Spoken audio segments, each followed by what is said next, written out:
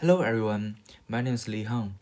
Today I want to tell the story of Jack and Rose from Titanic, but from a very actual point of view. So imagine that before boarding the Titanic, Jack and Rose were not only in love, they were also the actual students in our class. So instead of just taking romantic photos, they were also discussing a very practical question. If we buy a two life insurance policy together, which one should we buy? And that is where our story begins. So, before talking about the joint life insurance, I want you guys to know some actual science notations to better understand. So, TX represents the remaining lifetime of Jack, and the TY represents the remaining lifetime of Rose. Then it is the joint life lifetime. It is TXY, and it equals the mean of TX and TY. So it is defined as the time until the earliest death. It also the first death among two lives. The second is the last survival lifetime. It equals the max of tx and ty. Oh, its notation is txy, and there's a bar above it. It is defined the later of the two deaths. Yeah. So it means the second death time. Yeah. These definitions will help you guys understand how each insurance work and what Jack and Rose might want to choose. Now let's look at the first two types of two life insurance. The first one is joint life insurance. It pays as soon as the first person dies. So on the Titanic, if Jack dies first, the insurance will pay immediately, and if Rose die first, the insurance will also pay immediately. Yeah. This type of insurance is triggered very easily, so it's usually the most expensive one. The second one is last survival insurance. This policy only pays when both people have died, so the benefit only comes after the second death. Yeah, it's very important.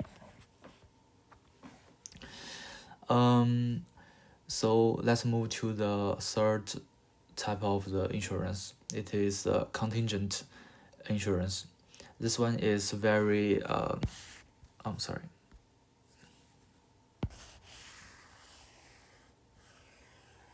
This one is very special. It pays only if a special order happens. Yeah. For example, it has many types of the contingent insurance. For example, for this type of one, a policy pays Rose only if Jack die first, because for here, X is Jack, and Y is Rose. Yeah, and we can see there is one above X, so Jack is the factor of decision. Yeah, so it pays upon the death of Jack, and because it is the first one, so tx should be smaller than ty. That means Jack should die before Rose. Yeah, and on the Titanic, as we know, Jack does die before Rose. So under this policy, Rose will receive the benefit. Now here comes the fun part. Which insurance should Jack and Rose choose? Let's imagine that they are discussing it on the deck right before Jack says, "Oh, I'm the king of the world." So Uh, Here are three possible situations. The first situation is they want earlier protection. For example, they both care about financial support if either one dies soon. The best choice is joint life insurance because it pays on the first death. It offers the earliest financial protection. The second situation is that they care about a long-term support. Yeah, like they want to leave some money to their children, or yeah, or their or their friends or someone else.